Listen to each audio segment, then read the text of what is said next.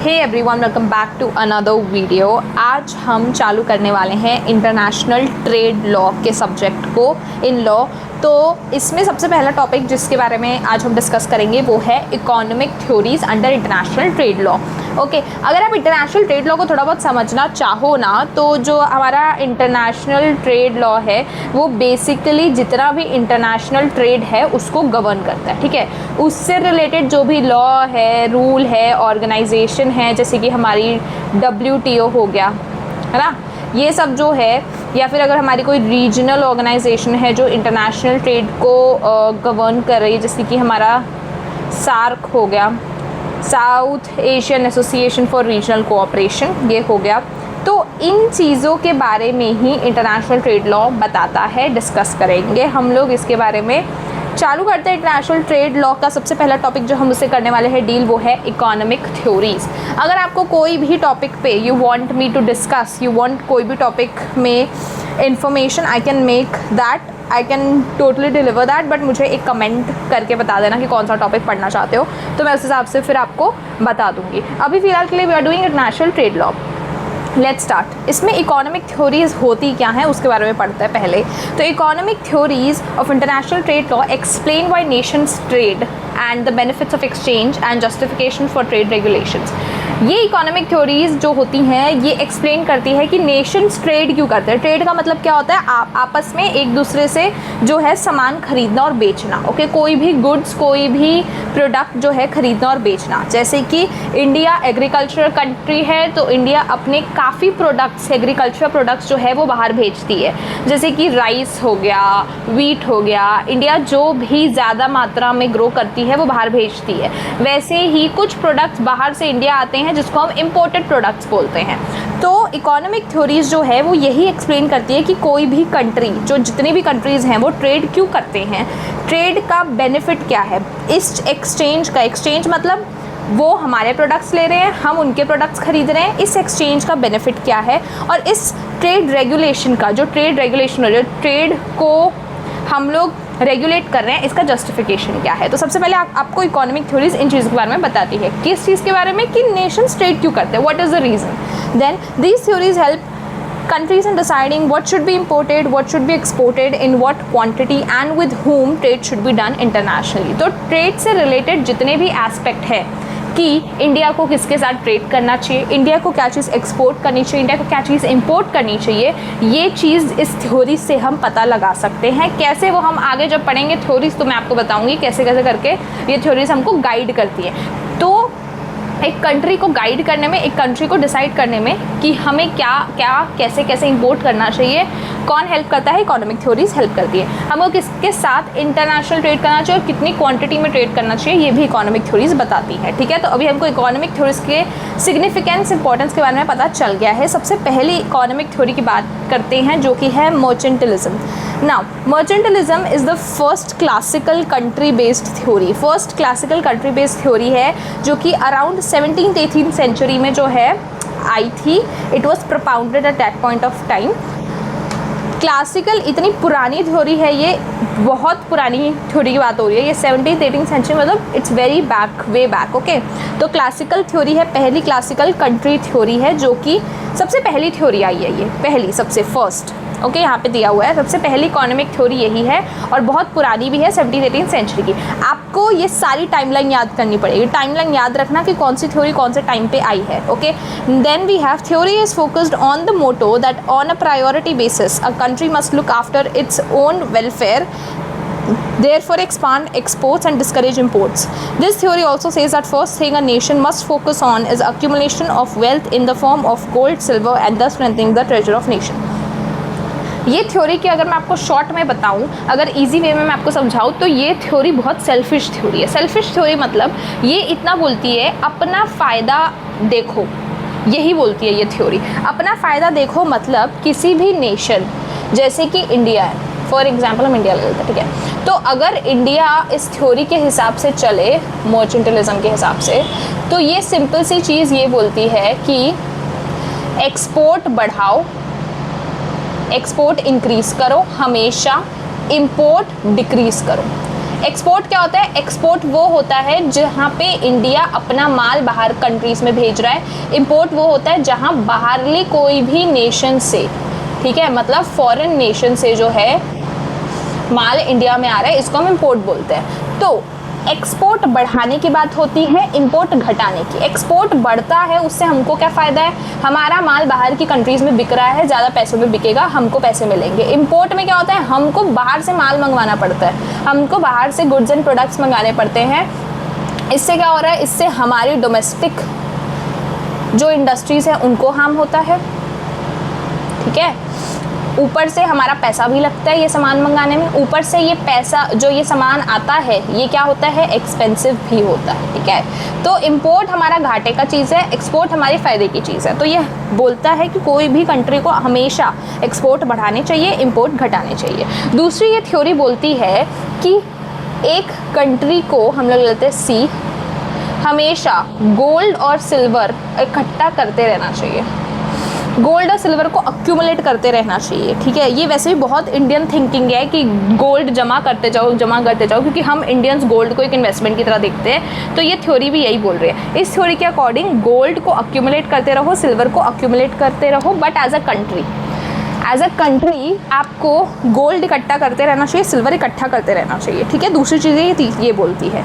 Now let's move further, ठीक है। अब वो गोल्ड सिल्वर इकट्ठा करने के लिए क्यों बोलती है? कि वो बोलती है कि एटलीस्ट उससे उस नेशन की ट्रेजरी, उस नेशन का फाइनेंशियल स्टैंडिंग जो है वो क्या होगी? मजबूत होगी। मतलब हमारे पास गोल्ड और सिल्वर रहेगा तो हमारे पास जो सपोर्ट है, फाइनेंशियल सपोर्ट रहेगा ना। क्यों इकट्ठा करने के लिए बोलते हैं पेरेंट्स? क्यों आपको गोल्ड खरीदने के लिए बोलते हैं एज एन इन्वेस्टमेंट?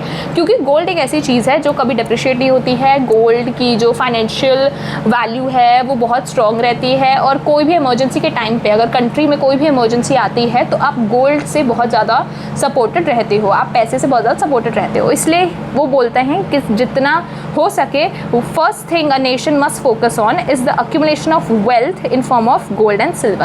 वेल्थ इकट्ठा करो in form of gold and silver, okay. Next आगे क्या बोलती है theory? Theory firmly believes that country's wealth and financial standing are largely demonstrated by the amount of gold and silver it holds. Country must produce goods in such large quantity that it exports more and should be less dependent on buying goods and materials from others. वही चीज़, अब मैंने आपको वही चीज़ explain करी कि gold and silver जो है वो क्यों इकट्ठा करने के लिए बोल रहा है बार बार। क्योंकि गोल्ड एंड सिल्वर से उस कंट्री की फाइनेंशियल स्टैंडिंग, उस कंट्री का वेल्थ जो है वो बहुत ज़्यादा बढ़ता है। उस कंट्री को सपोर्ट, फाइनेंशियल सपोर्ट गोल्ड और सिल्वर से बहुत ज़्यादा मिलता है। फिर वो वही बोल रहा है कि एक्सपोर्ट बढ़ाओ, इतने सारे गुड्स प्रोड्यूस करो कि आप एक्सपोर्ट ज़्यादा कर सको और इम्पोर्ट्स पे लेस डिपेंडेंट रहो। सेम चीज़ जो मैंने आपको एक्सप्लेन करी। तीसरा, then we have British colony is example of this theory. They utilise the raw materials of other countries by ruling over them, exporting those goods at higher prices, accumulating large amount of wealth for their own country. सबसे appropriate example, सबसे best example जो है वो है Britishers इस theory के। आप इससे समझ सकते हो, ब्रिटिशर्स इंडिया में आए थे 18th सेंचुरी, पूरा 1947 तक। 18th सेंचुरी में वो लोग एंटर हो ही गए थे, है ना। पूरा 1947 जो है उन्होंने रूल किया था। एंड ब्रिटिशर्स ने ये थ्योरी बहुत अच्छे से जो है यूज़ करी है। कैसे? ब्रिटिशर्स जो है वो अलग अलग कंट्रीज़ को ऑक्यूपाई करते थे। उन्हें इंडिया को ऑक्यूपाई किया, अफ्रीका को ऑक्यूपाई करके रखा था इतने सालों तक, बहुत कंट्रीज़ को, ठीक है, बहुत सारी कंट्रीज़ को, नेशंस को ऑक्यूपाई करा रखा था। क्या करते थे वो लोग? इंडिया से वो लोग लेके गए रॉ मटेरियल, सारे मसाले ले गए, इंडिया को लूट लिया, ठीक है, इंडिया से सारा पैसा ले लिया। सब जगह से वो लोग क्या लेके जाते थे? रॉ मटेरियल्स लेके जाते थे। कहाँ लेके जाते थे? इंग्लैंड, अपनी कंट्री के लिए लेके जाते थे।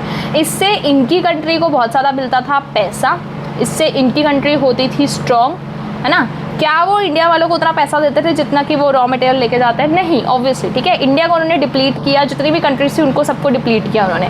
तो ब्रिटिशर्स ही एक सबसे बेस्ट एग्जाम्पल है जिन्होंने मर्चेंटलिज्म पूरी तरीके से फॉलो किया। उन्होंने अभी अपना एम्पायर इतना पैसे इकट्ठा कर करके, वेल्थ इकट्ठा कर करके इतना ज़्यादा स्ट्रॉन्ग बना लिया क्योंकि उन्होंने स्टार्टिंग से 18th सेंचुरी से वो सारी कंट्रीज़ को लूट रहे हैं, है ना। And that's why this is the best example for mercantilism. Mercantilism सबसे ज़्यादा फॉलो ब्रिटिशर्स ने ही किया, ये याद रखना। इससे बहुत अच्छा एक्सप्लेन आपको हो जाएगा. Now let's move forward. This theory is also called as a protectionist theory because it mainly works on the strategy of protecting oneself. Even in 21st century countries like Japan, China and Taiwan are example of this theory. इसको हम protectionist theory भी बोलते हैं. क्यों? क्योंकि हम अपने को प्रोटेक्ट करने में ज़्यादा फोकस हैं. हमको अपने पैसे, अपने एक्सपोर्ट इम्पोर्ट, अपनी कंट्री के तरफ प्रोटेक्शन जो है वो लेना ज़्यादा इम्पॉर्टेंट है. प्रोटेक्शनिस्ट स्टेप लेना वो ज़्यादा इंपॉर्टेंट है, इसलिए हम इसको प्रोटेक्शनिस्ट थ्योरी भी बोलते हैं. ओके, स्ट्रैटेजी क्या है? स्ट्रैटेजी ये रहती है कि हम अपने आप को प्रोटेक्ट करें, प्रोटेक्टिंग वन सेल्फ. हम गोल्ड इकट्ठा करें, हम लोग अपने जो हैं इम्पोर्ट्स कम करें, एक्सपोर्ट ज़्यादा करें. तो ये थ्योरी इसलिए हम इस थ्योरी को प्रोटेक्शनिस्ट थ्योरी भी बोलते हैं. और अगर आप 21st सेंचुरी अभी की बात करो तो चाइना, जापान और ताइवान अभी भी इस थ्योरी को फॉलो करते हैं. They are very good examples of this theory. तो आई होप सो आपको मर्चेंटलिज्म समझ आ गई हो. ईजी है, 2-3 चीज़ों के बारे में ही बात करती है और एग्जाम्पल्स याद कर लेना, उससे आपके आंसर में ज़्यादा इम्पैक्ट पड़ेगा. और डेट याद रखना, इसकी भी डेट याद रखेंगे हम लोग. नेक्स्ट थ्योरी की भी. नेक्स्ट थ्योरी का नाम है एब्सोल्यूट कॉस्ट एडवांटेज. 1776 में ये थ्योरी आई थी. एडम स्मिथ ने ये थ्योरी दी थी. कौन है एडम स्मिथ? एडम स्मिथ जो है फादर ऑफ इकोनॉमिक्स है, बहुत बड़ा इकोनॉमिस्ट हैं एडम स्मिथ. इनकी एक बुक थी जिसमें इन्होंने मर्चेंटलिज्म थ्योरी को क्रिटिसाइज़ किया. मर्चेंटलिज्म थ्योरी को गलत बोला. ओके, तो कब आई थी? 1776 में आई और इसने ही अपनी एब्सोल्यूट कॉस्ट एडवांटेज थ्योरी दी थी. किसने? एडम स्मिथ ने. ये याद रखना. तो Adam Smith in his wealth of Nations propounded the theory of absolute advantage. Smith firmly believed that economic growth in reference to international trade law depends on specialization and division of labor. Specialization ensures higher productivity, thereby increasing standard of living of people. And standard of living of resident in a country would determine the country's wealth and not the gold and silver. अब ये theory आगे बोलती है, मैं आपको बताती हूँ. हम लोग इसको इस तरीके से पढ़ेंगे. जो हमारी मर्चेंटलिज्म है वो क्या बोलता है? मर्चेंटलिज्म बोलता है कि गोल्ड सिल्वर इकट्ठा करो. ठीक है, गोल्ड एंड सिल्वर इकट्ठा करो, उससे जो है हम लोग फाइनेंशियली ग्रो करेंगे. फाइनेंशियली जो है वो हमारी फाइनेंशियल ग्रोथ जो है वो बढ़ेगी हमारी. ये सिंपल सी चीज़ मर्चेंटलिज्म बोलता है. इसको क्रिटिसाइज करके जो है एडम स्मिथ अपनी थ्योरी लेके आया, एब्सोल्यूट कॉस्ट एडवांटेज थ्योरी. ठीक है, मैं पूरा नहीं लिख ली, शॉर्ट फॉर्म में लिख रही हूँ. एब्सोल्यूट कॉस्ट एडवांटेज थ्योरी क्या बोलती है कि what does it says? It says that अगर आपको इकोनॉमिक ग्रोथ किसी भी कंट्री की देखनी है या फिर आपको इकोनॉमिक ग्रोथ जो है उसको डिसाइड करना है, तो ये इकोनॉमिक ग्रोथ जो है आप 2 तरीके से डिसाइड कर सकते हो. एक है स्पेशलाइजेशन और दूसरा है डिविजन ऑफ लेबर. ओके, अब इसमें क्या होता है? स्पेशलाइजेशन और डिवीजन ऑफ लेबर. स्पेशलाइजेशन क्या होता है? अब जैसे इंडिया है, इंडिया क्या है? इंडिया मेनली जो है समर वाली कंट्री है. क्या है यहाँ पे इतनी विंटर पड़ता है, सीज़न नहीं पड़ता. मेनली समर कंट्री है. एग्रीकल्चर के लिए बहुत ही अच्छी कंट्री है ना? परफेक्ट कंट्री है फॉर एग्रीकल्चर. तो यहाँ पे इंडिया की स्पेशलाइजेशन क्या है? इंडिया के लिए, इंडिया में स्पेशल बात क्या है कि उसमें खेती बहुत अच्छी होती है, एग्रीकल्चर बहुत अच्छा होता है. और डिवीजन ऑफ लेबर, हमारे यहाँ एग्रीकल्चरिस्ट फार्मर्स भी बहुत है, राइट? तो लेबर भी हमारे पास इनफ है. इसको अगर इंडिया यूज़ करे, इस इतने अच्छे फैक्टर को, एग्रीकल्चर को अगर इंडिया यूज़ करे, तो इंडिया जो है एग्रीकल्चर में अच्छा करके उनको इम्पोर्ट करके जो है अपनी फाइनेंशियल पोजीशन को जो है वो अच्छा कर सकता है. ठीक है, फाइनेंशियल पोजीशन को वो अच्छा कर सकता है. क्या इंडिया में ऐसी चीज़, ऐसी कोई भी क्रॉप, ऐसा कोई भी खेती जो कि विंटर में होती है, वो क्या सर्वाइव कर पाएगा इंडिया में? नहीं कर पाएगा. इंडिया में उतने विंटर्स नहीं पड़ते, और अगर सर्वाइव करेगा भी तो वो यहाँ पे नहीं कर पाएगा. नॉर्थ इंडिया में कर पाएगा वो. ठीक है, ठंडे इलाकों में वहाँ पे भी. तो इंडिया की स्पेशलाइजेशन किस चीज़ में है? इस चीज़ में, क्योंकि इंडिया की जोग्राफी, इंडिया के टेम्परेचर्स के according agriculture is the best for India. तो इंडिया जब तक एग्रीकल्चर में ध्यान दे के अपना एग्रीकल्चर में ग्रोथ करता जाएगा, उससे इंडिया की फाइनेंशियल पोजीशन बेटर रहेगी. क्योंकि इंडिया का एक्सपोर्ट जो है वो बढ़ेगा, एग्रीकल्चर एक्सपोर्ट बढ़ेगा. और ऐसी चीज़ में एक्सपोर्ट बढ़ रहा है जिसमें इंडिया बहुत ज़्यादा एक्सपर्ट है, जिसमें इंडिया बहुत ज़्यादा एडवांटेजेस पोजीशन पे है. इसलिए हम लोग क्या करेंगे? हम लोग ऐसी चीज़ों में ही एक्सपोर्ट करेंगे जिसमें इंडिया की स्पेशलाइजेशन है और लेबर भी इनफ है इंडिया के पास. ओके, तो स्पेशलाइजेशन इंश्योर्स हायर प्रोडक्टिविटी, जैसा मैंने आपको बताया जब आप किसी चीज़ में एक्सपर्ट होते हो तो उसकी प्रोडक्टिविटी, उसकी इफेक्टिवनेस बढ़ जाती है, thereby increasing standard of living of people, और इस तरीके से लोगों का स्टैंडर्ड ऑफ लिविंग बढ़ेगा। एग्रीकल्चर, इंडिया में एग्रीकल्चर प्रमोट किया जाएगा तो इंडिया को एग्रीकल्चर से सबसे पहले तो एम्प्लॉयमेंट मिलेगी लोगों को, दूसरा एम्प्लॉयमेंट से स्टैंडर्ड ऑफ लिविंग बढ़ सकता है, दूसरा इंडिया ज़्यादा से ज़्यादा अगर एग्रीकल्चर प्रोडक्ट्स एक्सपोर्ट करेगा, इंडिया के लिए एग्रीकल्चर प्रोडक्ट्स बनाना इजी है, वो एक्सपोर्ट कर सकता है एग्रीकल्चर प्रोडक्ट्स को इजीली, है ना। तो इससे इंडिया का पैसा भी बढ़ रहा है एक्सपोर्ट करने से, तो इससे इंडिया की प्रोडक्टिविटी बढ़ रही है, इससे लोगों का स्टैंडर्ड ऑफ लिविंग बढ़ रहा है और इससे ग्रोथ हो रही है, ना कि गोल्ड एंड सिल्वर कलेक्ट करने से। ये यहाँ पे हमारा एडम स्मिथ ये बोल रहा है, thereby increasing standard of living of people, standard of living of resident in a country would determine the country's wealth and not the gold and silver. तो यहाँ पे जो ये बोल रहा था कि फाइनेंशियली कंट्री कितना वेल ऑफ है वो हम गोल्ड एंड सिल्वर से देखेंगे। हमारा एब्सोल्यूट कॉस्ट एडवांटेज में एडम स्मिथ बोलता है कि लोगों का स्टैंडर्ड ऑफ लिविंग एक कंट्री का फाइनेंशियल पोजीशन बताता है और ना कि गोल्ड और सिल्वर। नेक्स्ट जो है वो ये बात कर रहा है, मैं आपको बता देती हूँ, मर्चेंटलिज्म बोलता है कि एक्सपोर्ट को बढ़ाओ, इंपोर्ट को कम करो, है ना। हमारा एडम स्मिथ यहाँ पे बोलता है trade between countries should not be regulated और रिस्ट्रिक्टेड बाय गवर्नमेंट पॉलिसी और intervention but should flow naturally according to market forces. यहाँ पे हमारा एडम स्मिथ इसके अपोजिट में बोलता है कि ये जो ट्रेड है कंट्रीज़ के बीच में, एक्सपोर्ट इंपोर्ट जो है, इसको गवर्नमेंट को कंट्रोल नहीं करना चाहिए, गवर्नमेंट को इसको रेगुलेट नहीं करना चाहिए, गवर्नमेंट को ऐसी कोई पॉलिसी नहीं बनानी चाहिए जिससे कि ये गवर्नमेंट के कंट्रोल में आए, गवर्नमेंट इसको रिस्ट्रिक्ट कर सके। मतलब ज़्यादा रोक टोक मत करो एक्सपोर्ट इंपोर्ट में, और एक्सपोर्ट इंपोर्ट जो है वो आप नेचुरली फ़्लो होने दो, नेचुरली फ्लो होने दो मार्केट फोर्सेस के अकॉर्डिंग। मतलब जैसे मार्केट चल रहा है, जैसे मार्केट में चेंजेस आ रहे हैं उसके अकॉर्डिंग इनको आप फ्लो होने दो और उसको कंट्रोल करने की कोशिश मत करो। जैसे कि क्योंकि हमारे मर्चेंटलिज्म बोलता है कि हम कंट्रोल करेंगे भाई, हम लोग एक्सपोर्ट बढ़ाएंगे और हम इंपोर्ट को रिस्ट्रिक्ट करेंगे, कम करेंगे।